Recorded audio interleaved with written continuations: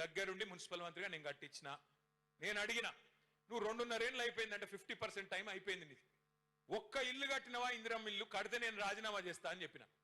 ఒక్కొక్కడు లేచి ఎగిరెగిరి పడుతురు, గింతున్నోడు కూడా. ఒక ఇల్లు చూపెట్టురు రాయి అంటే అది శాత కాదు. నేను ఏమడిగిన, నేను ఒక్క ఇల్లు కట్టినరా, కానీ ఎన్ని వేల ఇల్లు కూడా కొట్టినరు మీరు. హైడ్రా పేరు మీద ఎంతమంది గరీబుల కొంపలు ఉచ్చుకున్నారు, అది ఎందుకు చెప్పరు అంటే ఎగిరెగిరి పడుతున్నారు ఒక్కొక్కరు. నేను అడుగుతా ఉన్నా మిమ్మల్ని అందరినీ, కేసీఆర్ గారు ఉన్నప్పుడు హైదరాబాద్ మహానగరంలో 1 కాదు 2 కాదు 2.5 లక్షల మంది పేదలకు జీవో నంబర్ 58 కింద 59 కింద గరీబులకు పట్టాలు ఇచ్చినాం. తెలుసో తెలియకో గవర్నమెంట్ జాగాలో ఇల్లు కట్టుకుంటే 2.5 లక్షల మందికి పట్టాలు ఇచ్చిండు కేసీఆర్. నీ ముఖానికి నువ్వు ఒక్కలకి ఇచ్చినావా పట్టా? ఒక్క పట్టా ఇచ్చినవా?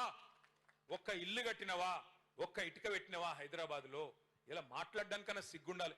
ఏమనంటే జేబుల రిబ్బన్లు కట్ చేసేందుకు ఒక కత్తెర పెట్టుకొని తిరుగుతున్నాడు. మనం కట్టిన ఫ్లైఓవర్లు అక్కడ కట్ చేయాలి, మనం కట్టిన బిల్డింగ్లకు కట్ చేయాలి, మనం కట్టిన డబుల్ బెడ్రూమ్లకు 3 రంగులు ఉయ్యాలి, నేనే కట్టిన డైలాగులు కొట్టాలి, మనం ఇచ్చిన ఉద్యోగాలకు ఈయన పోయి కాయిదాలు ఇవ్వాలి. అంత తప్ప నువ్వు చేసిందేందా? ఏమన్నా మాట్లాడినావనుకో గట్టిగా, వెనకటికెవడో అన్నాడట, ముఖం బాగా లేకపోతే అద్దం బల కొట్టుకుంటుంటాడు. ముఖం బాగాలేక అద్దం బల కొట్టిండంట. అరే నీకు పరిపాలన చేత అయితే లేదు, నువ్వు చెప్పిన హామీలు అమలు చేయరా నాయన అంటే అప్పుల పాలు చేసిపోయింది కేసీఆర్. అప్పులైపోయింది, మొత్తం దివాలా తీసింది, ఐపీ పెట్టిన అని మాట్లాడతాడు. నేను అడుగుతా ఉన్నా రేవంత్ రెడ్డిని, సరే నువ్వు అన్నది నిజమే అనుకుందాం ఒక నిమిషానికి. కేసీఆర్ అప్పులు చేసిండు అంటున్నావు. ఏం చేసిండు కేసీఆర్ గారు అప్పులు చేసి? కేసీఆర్ గారు అప్పు చేసి 1,00,000 డబుల్ బెడ్రూమ్ ఇల్లు కట్టిండు హైదరాబాద్ లో. కేసీఆర్ గారు అప్పు చేసిండు. అప్పు చేసి ఏం చేసిండు? రైతుల ఖాతాల్లో 73,000 కోట్ల రూపాయలు వేసిండు కేసీఆర్ రైతు బంధు రూపంలో. కేసీఆర్ అప్పు చేసిండు, 2 సార్లు రుణమాఫీ చేసిండు, 30,000 కోట్లు రైతుల ఖాతాల్లో వేసిండు. కేసీఆర్ అప్పు చేసిండు భయ్. 1,00,000 కోట్లు ఖర్చు పెట్టి, 1 కాదు 2 కాదు 1,00,000 కోట్లు ఖర్చు పెట్టి కేసీఆర్ గారు విద్యుత్ వ్యవస్థ మొత్తం చక్కగా చేసిండు. అందుకే 24 గంటల కరెంటును 65 ఏళ్లలో ఇయ్యలేని దాన్ని ఒక 6 నెలలనే చేసి చూపెట్టిండు కేసీఆర్. కేసీఆర్ అప్పు చేసిండు, ఇంటింటికి నల్లా పెట్టి నీళ్లు ఇచ్చిండు. హైదరాబాద్ లో 20,000 లీటర్లు ఉచితంగా ఇచ్చిండు. ఎస్, కేసీఆర్ అప్పు చేసిండు. మీ కాంగ్రెస్ గవర్నమెంట్ లో 5 మెడికల్ కాలేజీలు లేకుండా తెలంగాణలో కేసీఆర్ అప్పు చేసి 33 మెడికల్ కాలేజీలు కట్టి ఎస్సీ ఎస్టీ బీసీ మైనారిటీ పిల్లలకు డాక్టర్ అయ్యే అవకాశం కల్పించిండు. కేసీఆర్ అప్పు చేసిండు, 33 నర్సింగ్ కాలేజీలు కట్టిండు. కేసీఆర్ అప్పు చేసిండు, కాళేశ్వరం ప్రాజెక్టు కట్టిండు, 45 లక్షల ఎకరాలకు నీళ్లు ఇచ్చిండు. పంజాబ్ ను హర్యానాను దాటిపోయి తెలంగాణ ఇవాళ దేశానికి బువ్వ పెట్టే స్థాయికి వచ్చిందంటే కేసీఆర్ నచ్చింది కాబట్టి ప్రాజెక్టు. కేసీఆర్ అప్పు చేసిండు, 45,000 చెరువులు బాగు చేసిండు మిషన్ కాకతీయాల. కేసీఆర్ అప్పు చేసిండు, 15 లక్షల మంది ఆడపిల్లల పెళ్లిళ్ళు చేసిండు. కేసీఆర్ అప్పు చేసిండు, 15 లక్షల మంది ఆడ కూతురులకు కేసీఆర్ కిట్లు ఇచ్చిండు. కేసీఆర్ అప్పు చేసిండు, 200 పెన్షన్ 2,000 చేసిండు. నేను అడుగుతున్నా రేవంత్ రెడ్డి, నువ్వు వచ్చి 2.5 ఏళ్ళ 4 లక్షల కోట్ల అప్పు చేసినావు. ఎవరికి ఇచ్చినవా పైసలు? ఏ రైతుకి ఇచ్చినావు? ఏ గరీబానికి ఇచ్చినావు? ఎక్కడ ఇండ్లు కట్టినావు? ఏం చేసినావు? మహిళలకు 2,500 ఇస్తా అన్నావు, ఇచ్చినవా? ముసలోళ్ళకు 4,000 పెన్షన్లు ఇస్తా అన్నావు, ఇచ్చినవా? పిల్లగాళ్ళకు 2 లక్షల ఉద్యోగాలు ఇస్తా అన్నావు, ఇచ్చినవా? 4,000 నిరుద్యోగ భృతి ఇస్తా అన్నాడు, ఇచ్చిండా? స్కూటీలు ఇస్తా అన్నాడు, ఇచ్చిండా? స్కూటీలు లేవు, లూటీ మాత్రం జోర్దార్ నడుస్తున్నది. రైతు బంధు లేదు, రాహుల్ బంధు మాత్రం మంచిగా నడుస్తున్నది. రాహుల్ ఖాతాలో మాత్రం టింగు టింగు అని పడుతున్నాయి, ఇక్కడ రైతుల ఖాతాల్లో మాత్రం ఏది లేదు. యూరియా ఇచ్చే ముఖం లేదు, యూరియా ఇచ్చే తెలివి లేదు ఈ సన్నాసికి. ఈయనంట రైతు డిస్కామ్ పెడతాడంట. రైతుకు కరెంట్ ఇచ్చే తెలివి లేదు, యూరియా ఇచ్చే తెలివి లేదు, రైతు బంద్ వేసే ముఖం లేదు, రైతు కనీసం పండించిన పంట కొనే తెలివి కూడా లేదు నీకు. నువ్వంట రైతు డిస్కామ్ పెడతా అంటే ఎవడు నమ్ముతాడు స్వామి నిన్ను? రేవంత్ రెడ్డి మాటలు ఎట్లున్నాయంటే రైతుల గురించి, నేతి బీరకాయలో నెయ్యి ఎంతుంటదో రేవంత్ రెడ్డికి రైతుల మీద గంతే ప్రేమ ఉన్నది. మైసూర్ పాకులో మైసూర్ ఎంత ఉంటుందో రేవంత్ రెడ్డి రైతు డిస్కంలో రైతు గంతే ఉన్నాడు. అది రైతు డిస్కం కాదు, రైతు మెడకు ఉరిబెట్టే డిస్కాము, రైతును సంపేసే డిస్కాం తప్ప ఇంకొకటి కానే కాదు. ఇక్కడ ఉన్న మీరు కూడా చాలా మంది రైతు బిడ్డలే ఉంటారు. అందుకే చెప్తున్నా, మీరు పట్నపోళ్ళైనా మీకు కూడా రైతులతో అంటూ సొంటూ ఉంటది. అందుకే చెప్తా ఉన్నా. ఇంకొక మాట కూడా నేను మీకు విజ్ఞప్తి చేస్తా ఉన్నా. సరే, రాజకీయం కైలాసం ఆటోస్ ఉంటుంది. అప్పుడప్పుడు మనం ఎంత మంచిగా పనిచేసినా పెద్ద పాము మింగేస్తుంది. పెద్ద పాము మింగితే ఏమవుతుంది? మళ్ళీ మొదటికెళ్ళి మొదలు పెట్టాలి. ఆడిరా లేదా మీరు? కైలాసం ఆట ఎప్పుడన్నా ఆడిరా లేదా? ఆడిరా? ఒక గట్ల అప్పుడప్పుడు అవుతుంది. మీరు హైదరాబాద్ వాళ్ళు మంచిగానే ఓటేసారు, కానీ ఊర్లల్లో పాపం నమ్మినరు, నమ్మిన పాపానికి ఇలా వాళ్ళే బాధపడుతున్నారు. అందరికంటే ఎక్కువ వడ్లు కొనేటోడు లేడు, మక్కలు కొనేటోడు లేడు, సంచులు ఇచ్చేటోడు లేడు. వీళ్ళకు ధాన్యం సంచుల మీద లేదు, ఢిల్లీకి పంపే ధనం సంచుల మీద మాత్రం బాగా మోజున్నది రేవంత్ రెడ్డి గారికి. ఆడికి మాత్రం మంచిగా పోతున్నాయి సంచులు, ఇక్కడ మాత్రం సంచులు లేవు. అందుకే నేను అనేది, ఇట్లాంటి దుర్మార్గమైన ప్రభుత్వాన్ని ఇవాళ దేశం మొత్తం కాంగ్రెస్ పార్టీని వదిలించుకున్నారు. ఈ దరిద్రం మాకొద్దని, కానీ మనోళ్ళు నెత్తి మీద రుద్దుకున్నారు. దానికి ఇలా బాధపడే పరిస్థితి వచ్చింది. అందుకే మీకు ఒక 2 నిమిషాలు ఎస్ఐఆర్ అంటే ఏందో కూడా నేను చెప్పే ప్రయత్నం చేస్తా. ఒక్కసారి దయచేసి మీ స్క్రీన్లు మీరు చూడాలని చెప్పి నేను కోరుతా ఉన్నాను. ఎస్ఐఆర్ అంటే special intensive revision. Special intensive revision అంటే ఏంది, దీనికి ప్రత్యేకత ఏంది, దీని అవసరం ఏంది, ఎందుకు చేస్తున్నారు, మీకు ఒక నిమిషం మీరు అర్థం చేసుకోవాలి. భారతదేశానికి స్వాతంత్రం 1947లో వచ్చింది. 48లో మనకు తెలంగాణ రాష్ట్రానికి, హైదరాబాద్ రాష్ట్రానికి 1 సంవత్సరం తర్వాత మనకు స్వాతంత్రం వచ్చింది. 48 నుంచి 51 మధ్యలో పెద్దలు మహానుభావులు, భారతరత్న దార్శనికుడు డాక్టర్ బాబాసాహెబ్ అంబేద్కర్ గారి నాయకత్వంలో ఆనాడు రాజ్యాంగాన్ని రాయమని చెప్పి ఒక కమిటీ వేసుకున్నారు. కమిటీ వేసుకుంటే బాబాసాహెబ్ అంబేద్కర్ గారు ఆ రోజు ఒక గొప్ప నిర్ణయం తీసుకున్నారు.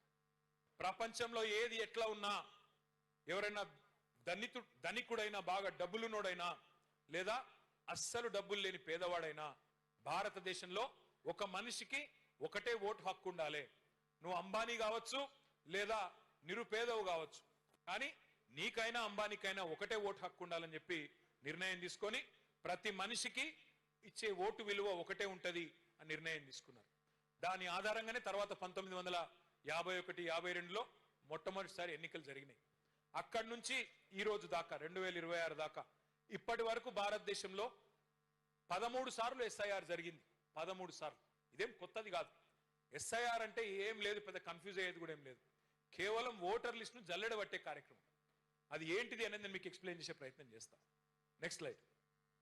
ఎస్ఐఆర్ అంటే కొత్త ఓట్లు చేర్చుడు. కొత్త ఓట్లు 18 ఏళ్ళు నిండిన వాళ్ళు ఎవరైనా ఉంటే వాళ్ళ ఓట్లు చేర్పించుడు. అట్లాగే ఎవరైనా చచ్చిపోతే వాళ్ళ ఓటు తీసేసుడు. ఎవరైనా కంటోన్మెంట్కి వెళ్ళి ఇంకో నియోజకవర్గానికి షిఫ్ట్ అయినారనుకో, ఉదాహరణకి కంటోన్మెంట్లో ఓటు ఉండే, వీడికెళ్ళి మీరు చదువు కోసమో ఉద్యోగం కోసమో పక్కకు అవతలకి సనత్ నగర్ పోయిననుకో, వీడికెళ్ళి అటు మార్చుకోవడం. లేదా ఎవరైనా సనత్ నగర్కి వెళ్ళి యువతలకు వచ్చిరనుకో మీ దగ్గరికి, ఇక్కడ రాయించుకోవడం. ఇదివరకు ఎట్లుండే అంటే మనకి ఒక్కొక్కరికి, మీకు తెలుసు నాకు తెలుసు, డూప్లికేట్ ఓట్లు ఉండే. ఒక ఓటు ఇక్కడ, ఒకటి ఊళ్ళే, ఒకటి ఇక్కడ, ఒకటి పక్క నియోజకవర్గంలో అట్లా ఉండే. ఎస్ఐఆర్ తర్వాత ఏమవుతుందంటే అవన్నీ పోతాయి. కేవలం ఒక మనిషికి ఒకటే ఓటు మిగిలేటట్టు చేసుకోవాల్సిన అవసరం ఉంటుంది. అయితే అది కొద్దిగా జాగ్రత్తగా చేయాలి. ఎందుకంటే చివరిసారి ఎప్పుడు జరిగింది ఎస్ఐఆర్ అంటే 2002వ సంవత్సరంలో జరిగింది, 2002. అప్పుడు ఉమ్మడి ఆంధ్రప్రదేశ్ ఉండే, ఇప్పుడు తెలంగాణలో ఉన్నాం. అప్పుడు కంటోన్మెంట్ నియోజకవర్గం వేరే ఉండే, ఇప్పుడు వేరే ఉన్నది, కొంత మారింది అప్పటికిప్పటికి. కాబట్టి ఇప్పుడు అధికారులు ఏం చేస్తారంటే బూత్ లెవెల్ ఆఫీసర్ అని ఉంటారు, బిఎల్ఓ. అంటే ఎవరు, అంగన్వాడీ టీచర్లు, అట్లాగే మున్సిపల్ అధికారులు, మీ కంటోన్మెంట్ అధికారులు ఉంటారు.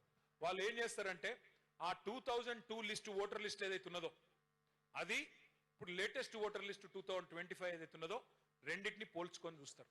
ఉదాహరణకి ఆ రోజు మీకు అప్పుడు 24 ఏళ్ల కిందట మీకు పిల్లలు లేరు, ఇప్పుడు పిల్లలు పుట్టినరు, వాళ్ళు 18 ఏళ్ళు దాటినరు. వాళ్ళని కంపల్సరీ మీతో మ్యాపింగ్ చేయాలి, ఫ్యామిలీ మ్యాపింగ్లో మ్యాపింగ్ చేయాలి. ఆ రోజు మా అబ్బాయి లేడు, ఇగో ఈ రోజు ఉన్నాడు, మా పాప పేరు ఇది, మా బాబు పేరు ఇది, ఇద్దరికి 18 ఏళ్ళు నిండినాయి, వాళ్ళని రాసుకోండి అని చెప్పి ఒక ఎన్యూమరేషన్ ఫార్మ్ అని ఉంటుంది. ఆ ఎన్యూమరేషన్ ఫాము నింపాలి. అట్లాగే మనకి రెండోది ఏం జరుగుతుంది అంటే ఎవరైనా చనిపోతే ఆ రోజు 2002లో ఉన్న వాళ్ళు ఇప్పుడు లేని వాళ్ళు ఉన్నారనుకో, వాళ్ళది తీసేయాల్సి ఉంటుంది. అట్లాగే ఎవరన్నా ఓటర్ షిఫ్టింగ్ ఉంటే అది కూడా తీసేయాల్సి ఉంటుంది. ఇది మొత్తం అయినాక ఒక నెల రోజుల పాటు జరుగుతుంది. మొత్తం అయినాక వాళ్ళు ఫస్ట్ ఒక డ్రాఫ్ట్ ఓటర్ లిస్ట్ అంటే ఒక ముసాయిదా వాళ్ళు పబ్లిష్ చేస్తారు.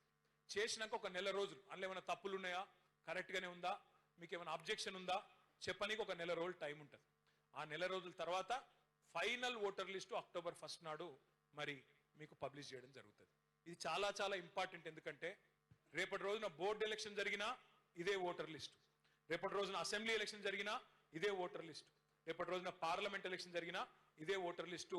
అలగలగ ఓటర్ లిస్టులు ఉండయి, ఒకటే ఓటర్ లిస్టు మిగులుతుంది. ఆఖరికి అంతా జల్లెడ పట్టిన తర్వాత ఒకటే ఓటర్ లిస్టు. ఇది చాలా చాలా ఇంపార్టెంట్. 35,000 మంది మీకు బోర్డు ఎలక్షన్లో ఓటేసే అధికారం లేకుండా పోయింది. ఎందుకు? డిఫెన్స్ ల్యాండ్స్లో మీరు ఉన్నారు కాబట్టి. కానీ వాళ్ళందరికీ మనమే కొట్లాడాలి. బీఆర్ఎస్ తరఫున ఖచ్చితంగా వాళ్ళకు ఓటిప్పించే బాధ్యత మీరే తీసుకోవాలి ఎస్ఐఆర్లు అని చెప్పి కూడా నేను బూత్ లెవెల్ ఏజెంట్లుగా ఉన్న మా సోదరులని సోదరిమణులను నేను కోరుతాను. ఒకవేళ అధికారులు వినకపోతే మేము దాన్ని తీసుకొని చీఫ్ ఎలక్షన్ కమిషనర్ దగ్గర పోతాం, ఢిల్లీ పోతాం. ఆ 35,000 మందికి ఖచ్చితంగా ఓటు బోర్డు ఎన్నికలైనా, శాసనసభ ఎన్నికలైనా, పార్లమెంట్ ఎన్నికలైనా వారందరికీ ఒకటే తీరుగా ఓటు వేసే అధికారం ఉండే విధంగా చూసుకోవాల్సిన బాధ్యత మన మీద ఉంటుంది. ఇప్పుడే నాకు బోర్డు మెంబర్లు చెప్తా ఉన్నారు, మహేష్ రెడ్డి గారు, మా పాండన్న, లోకనాథం అన్న, నళిని, అనితమ్మ, శ్యాము చెప్తున్నారు. ఏమని? అన్న ఎలక్షన్ జరగకనే 11 ఏళ్ళని చెప్తున్నారు. వాస్తవమే, 11 ఏళ్ళాయి. కానీ ఎప్పుడో ఒకప్పుడు పెట్టక తప్పదాలు భయపడుతురు. పెడితే మళ్ళా గులాబీ జెండానే ఎగురుతుంది, పక్క మళ్ళీ వీళ్ళే గెలుస్తారు, మళ్ళా మా మూతి మీద అన్నట్టు అవుతుంది అని చెప్పి ఇక బీజేపీ వాళ్ళు ఎవరిలో పెట్టుకొని టైంపాస్ చేసుకుంటా ఉన్నారు. కానీ పక్కా ఎలక్షన్ ఎప్పుడు జరిగినా తయారు ఉండాలి. ఎందుకంటే ఒక సామెత ఉన్నది ఆంగ్లంలో, నేను తెలుగులో కూడా చెప్తాది. ఆంగ్లంలో ఏం సామెత ఉందంటే, the more you sweat during piece the less you bleed in war.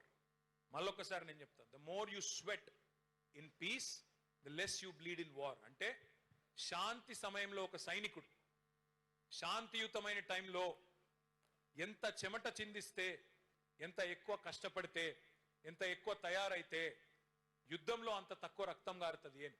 అంటే ఇప్పుడు మన గులాబీ కండువా కప్పుకున్న సైనికులు, కార్యకర్తలు